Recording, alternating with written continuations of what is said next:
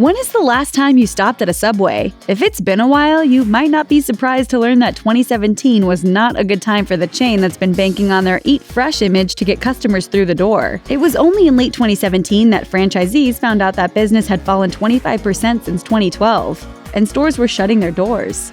CNN reported that in 2016, Subway closed 359 locations, and 2017 was even worse. According to Business Insider, that year saw Subway closing another 909 stores across the U.S., which accounts for about 3% of their domestic footprint. So it's not entirely surprising there's a lot going on behind the scenes at Subway, and their problems are way more complicated than you might think. So why did your neighborhood Subway close? Not so fresh. Subway built their brand on the idea of eating fresh, so if you've been to almost any location in recent years, you may have been surprised to find your sub-toppings look a little less than garden fresh. It's not your imagination, and there's a business-breaking reason for that. Business Insider UK spoke to a number of Subway franchisees and managers and found most locations only get shipments of vegetables and produce once a week. Particularly busy locations get fresh produce in twice a week, but that's still not enough. While Subway stated they worked with around 100 suppliers and family farms to make sure all their locations had the freshest produce available, those on the front lines had other things to say, like the Pennsylvania employee who said, "A lot of the lettuce we receive is often near expiration and is already turning brown even though the bags are vacuum sealed. The same goes for tomatoes. Often they are delivered and within a week are mushy and rotting." Subway, eat fresh. Is this chicken?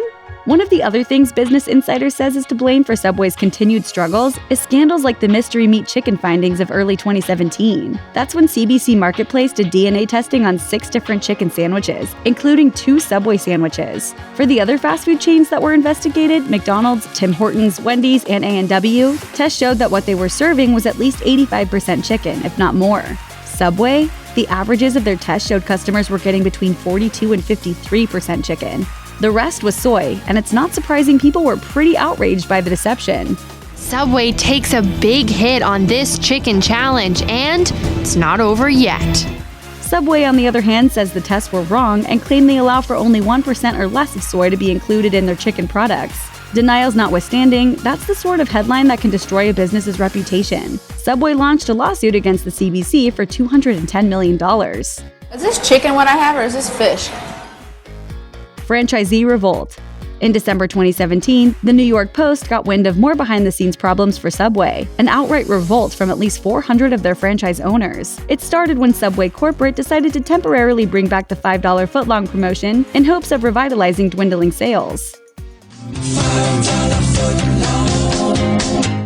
Franchisees got together to petition against the deal, saying it was only going to hurt their already suffering bottom lines. The franchisee letter sent to corporate read in part, "The national promotional focus over the past 5 years has decimated us and left many franchisees unprofitable and even insolvent." At the same time franchisees were revolting against the $5 footlong, the promotion's original creator, Stuart Frankel, spoke with Restaurant Business on why even he thought bringing it back was a bad idea. As the owner-operator of a college campus-based Subway, Frankel came up with the idea in 2003, but says Subway latched onto it and kept it for way too long. Even though it allowed them to grow and push some competitors out of the way, it did some major damage in the long run. Frankel says, "Once you keep pushing a low price point in the minds of the consumer, it's hard to sell sandwiches for what they're really worth."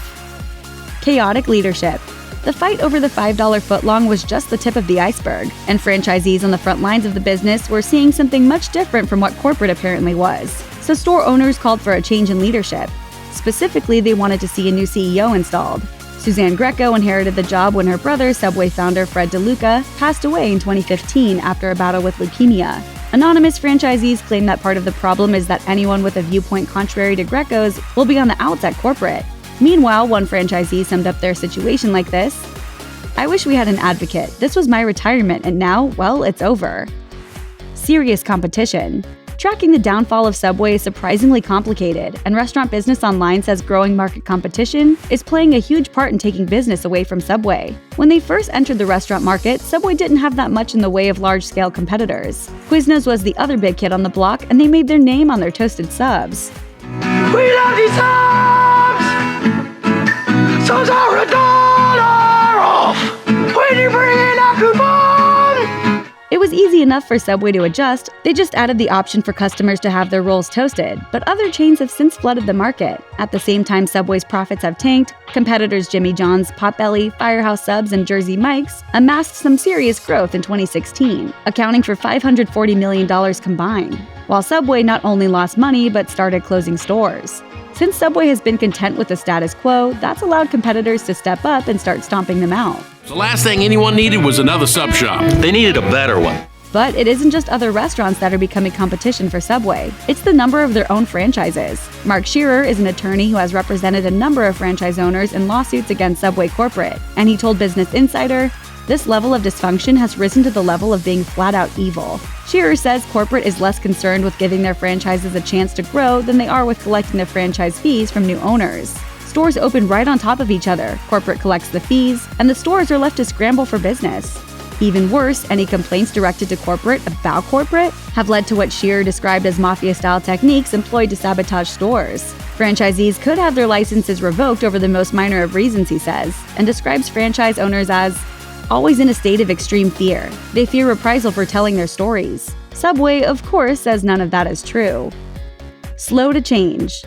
As a whole, people are becoming more aware of what's in fast food. It seems like Subway, with their Eat Fresh motto, should be on the top of the heap as far as healthy goes. But there's not much that's further from the truth. Part of that is reflected in the fact they were surprisingly slow to make some serious changes to their menu and ingredients. While other chains like Panera Bread and McDonald's announced a long time ago they were going to be phasing out artificial ingredients, Subway only hopped on that bandwagon in 2015. And given that announcement only came a year after an online petition condemned them for using an ingredient in their bread that was also used in the production of yoga mats, well, that's not good publicity for anyone. Their menu has stayed the same for a long time, and the Huffington Post says the fact that they were slow to develop a breakfast menu and that they shy away from anything too experimental means that the 21st century has been moving on without them. Fresh has a different meaning than it had 20 years ago. The face of Subway. Let's call this what it is. This is about using wealth, status, and secrecy to illegally exploit children. When Jared Fogle became the face of Subway, it seemed like a good idea. He was the perfect poster child for their healthy eating claims, and according to the Los Angeles Times, Subway profits rose 20% after his first commercials went national, and dropped 10% after his contract expired in 2005. Then, Fogle found himself in court on serious criminal charges with minors, charges to which he pleaded guilty. Subway's profits were already headed in a downward direction. While it's impossible to say how many people decided to take their lunchtime business elsewhere after Fogle's arrest, it's safe to say it's definitely been a major factor for some people. Subway has since publicly ended their association with Fogle, but whether or not it was enough, who knows? Thanks for watching. Click the mashed icon and subscribe to our YouTube channel. Plus, check out all this cool stuff we know you'll love too.